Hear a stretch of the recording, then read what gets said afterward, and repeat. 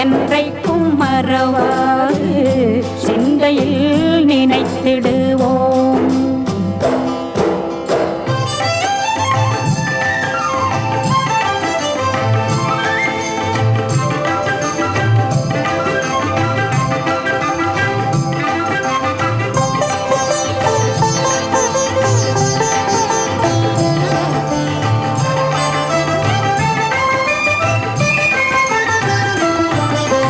வாரணமாமுகன் சோதரனே, ஆறு படை வீட்டு நாயகனே.